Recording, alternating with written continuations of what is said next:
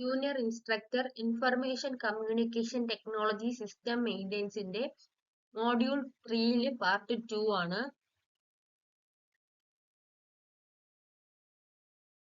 എന്താണ് function? A function is a group of statement that together perform a task. അതായത് function എന്ന് പറയുന്നത് എന്താണ്? ഒരു ഫംഗ്ഷൻ എന്ന് പറയുന്നത് ഗ്രൂപ്പ് ഓഫ് സ്റ്റേറ്റ്മെന്റ്സ് ആണ്.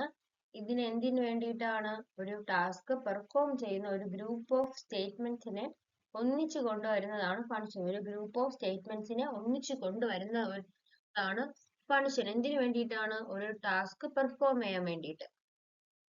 Every C program has at least one function. അതായത് എന്താണ്?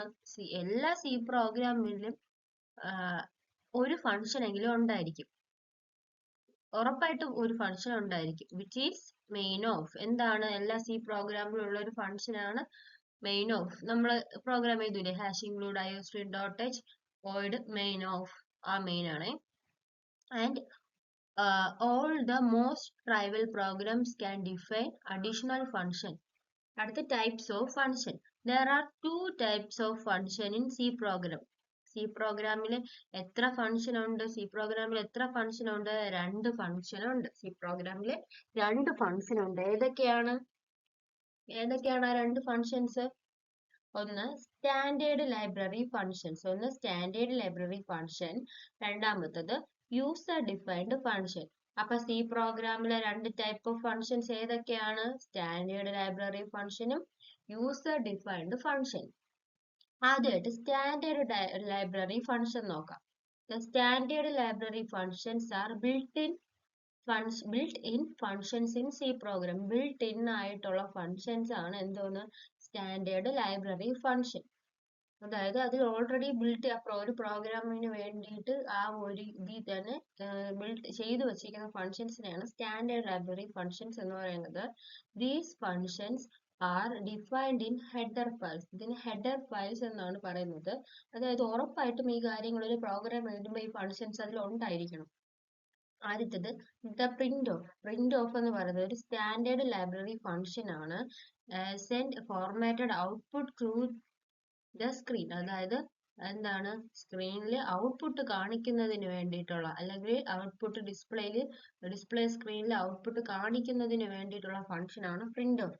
This function is defined in the stdio.h. stdio.h അതാണ്.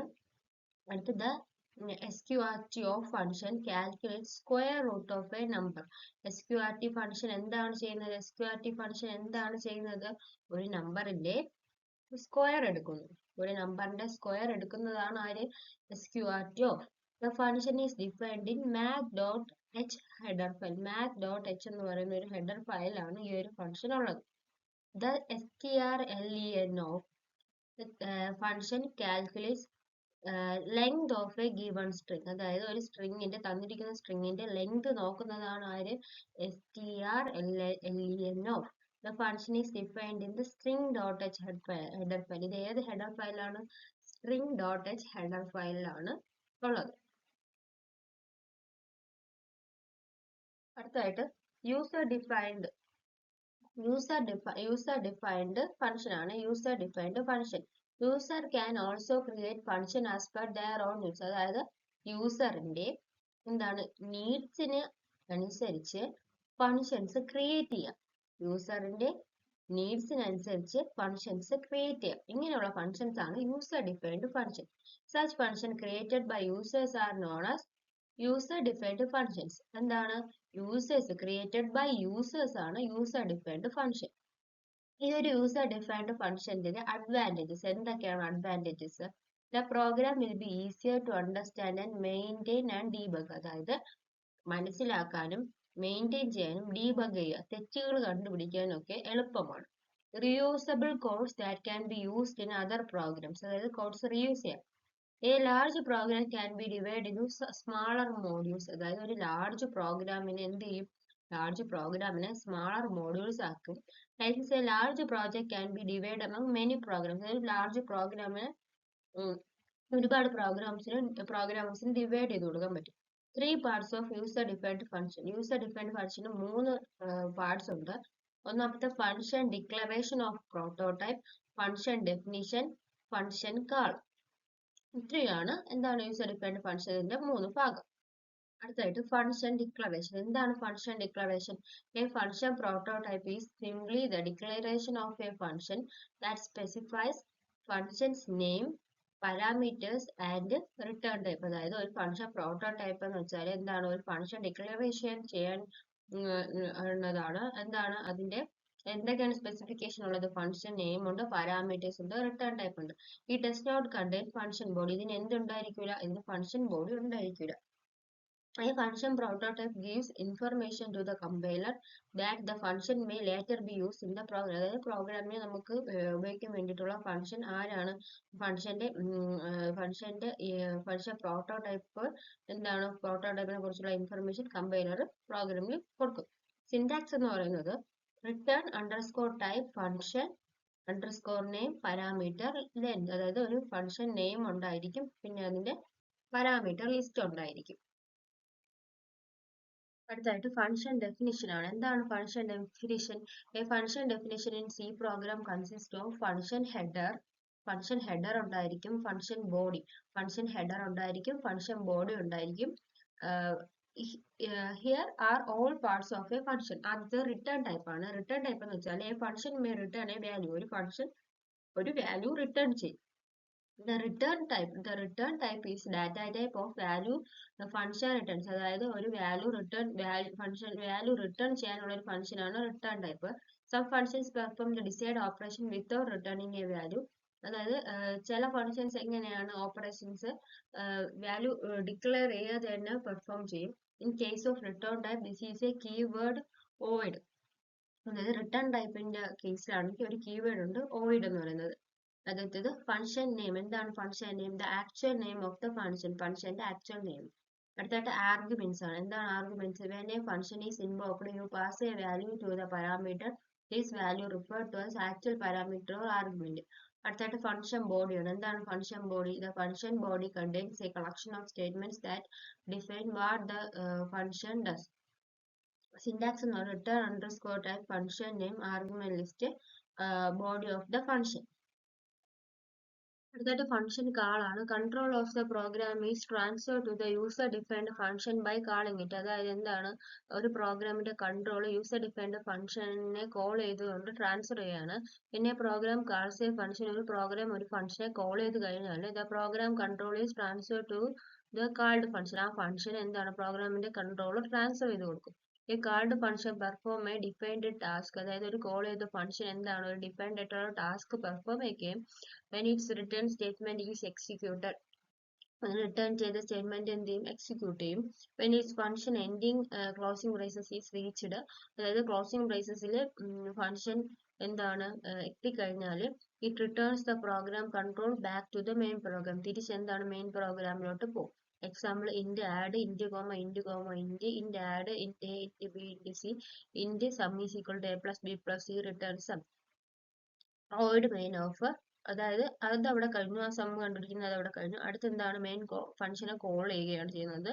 അതിനുശേഷം int X equal to 10 Y equal to 20 Z equal to 30 ഇന്റെ result add X comma Y comma Z result print ചെയ്യാണ്. Percentage D comma result print ചെയ്യുകയാണ്.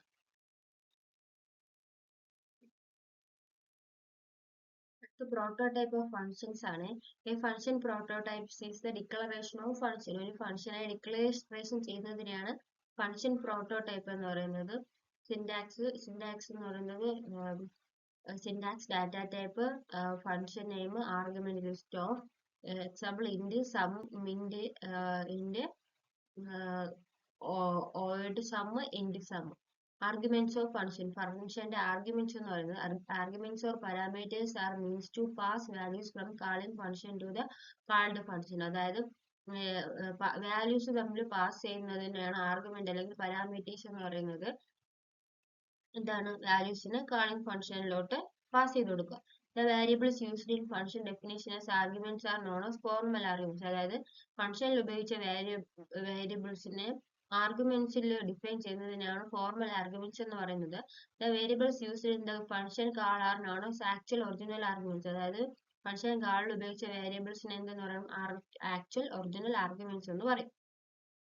ഇത് call by value അല്ലെങ്കിൽ pass by value method ആണ്.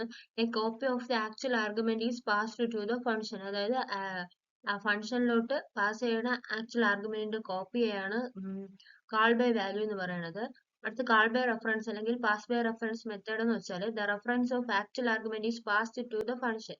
അതായത് actual ഫംഗ്ഷനിലോട്ട് pass ചെയ്യുന്ന actual ആർഗ്യുമെന്റിന്റെ റെഫറൻസിനെയാണ് കാൾ ബൈ റെഫറൻസ് എന്ന് പറയുന്നത് അല്ലെങ്കിൽ പാസ് ബൈ റെഫറൻസ് എന്ന് പറയുന്നത്.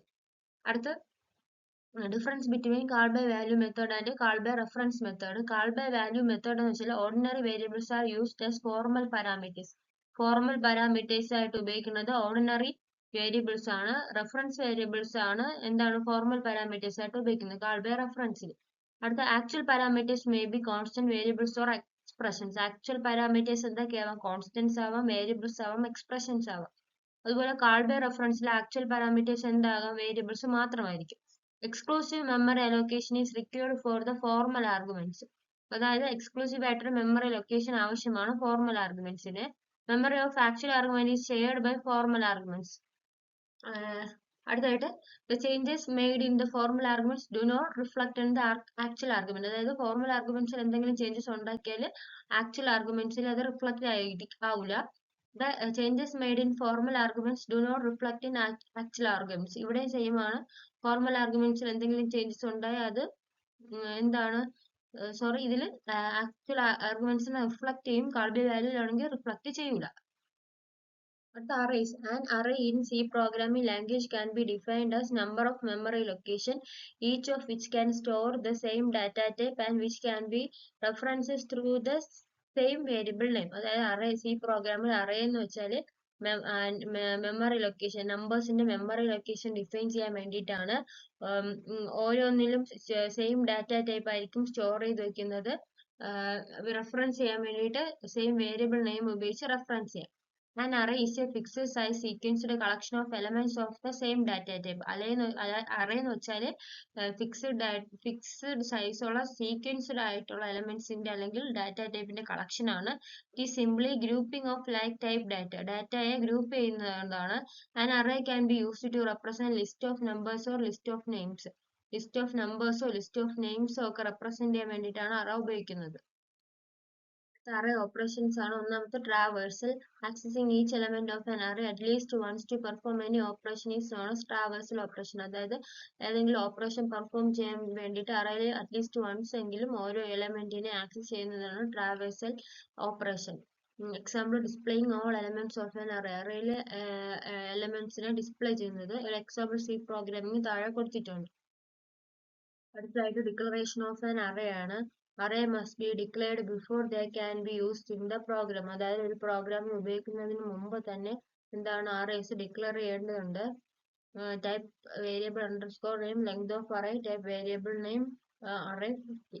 That type specifies type of the elements that will be contained in the array. അതായത് ആദ്യത്തെ എന്താണ് ഏത് ടൈപ്പിലുള്ള എലമെന്റ്സ് ആണ് അറയ്ക്കകത്തുള്ളിലുള്ളതെന്നാണ്. such as int, float or char. float ആയിരിക്കും, char ആയിരിക്കും. And the size indicates the maximum number of elements that can be stored inside the array. അടുത്തത് indicate ചെയ്യുന്നത് ആ അറയ്ക്കകത്ത് എന്താണ് എത്രത്തോളം സ്റ്റോർ ചെയ്യാൻ പറ്റും എന്നുള്ളതാണ്. എത്രത്തോളം എലമെന്റ്സ് സ്റ്റോർ ചെയ്യാൻ പറ്റും എന്നുള്ളതാണ്. In C language array starts at position 0. C ലാംഗ്വേജിലാണെങ്കിൽ അറേ എങ്ങനെയാണ് സ്റ്റാർട്ട് ചെയ്യണത്? 0 position 0 The elements of array occupy adjacent locations in memory.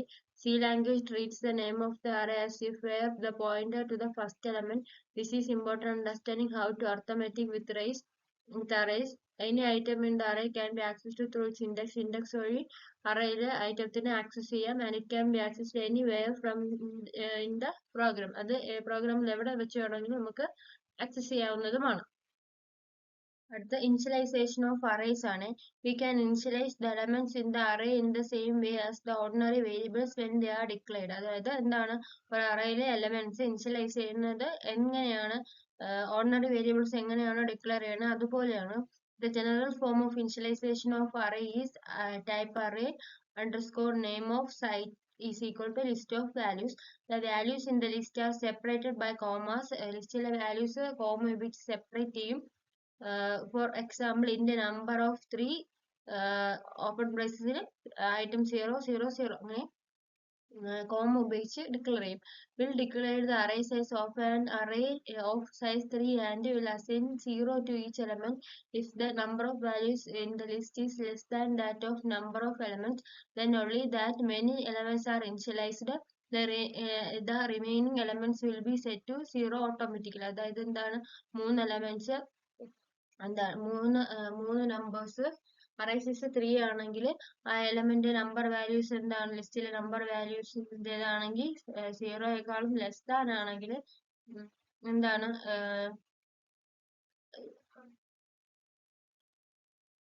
Number of elements എന്താണ്, നമ്പർ ഓഫ് എലമെന്റ്സ് ആണെങ്കിൽ ഈ നമ്പർ ഓഫ് വാല്യൂസിനേക്കാൾ ലെസ് ആണെങ്കിൽ എന്താണ് എലമെന്റ്സിനെ ഇനിഷ്യലൈസ് ചെയ്യും. The remaining elements be set to 0 automatic. ബാക്കിയുള്ള എലമെന്റ്സിന്റെ ഇതെന്താണ് 0 ആയിട്ട് സെറ്റ് ചെയ്യും.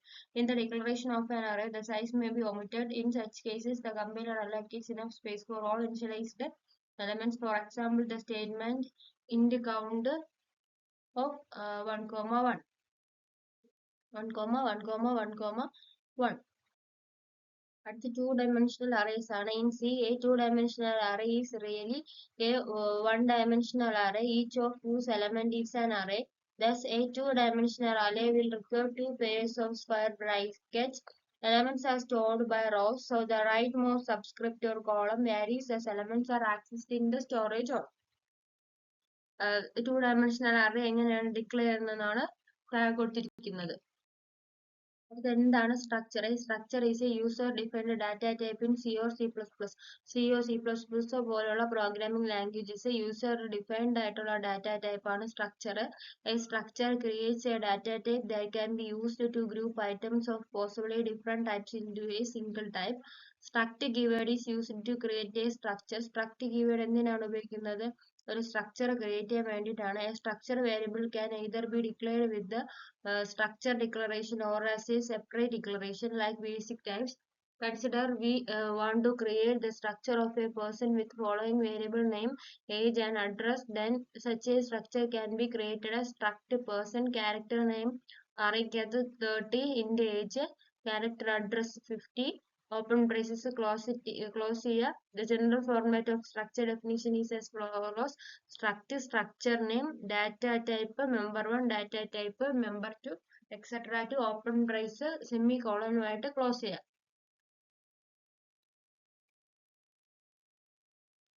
സ്ട്രക്ചറിൽ അപ്പോഴത്തേക്കും സ്ട്രക്ചറിൽ ഉപയോഗിക്കുന്ന ഡാറ്റ ടൈപ്പ് ഏതാണെന്ന് ചോദിച്ചാൽ എന്താണ്, സ്ട്രക്ട് ആണ്.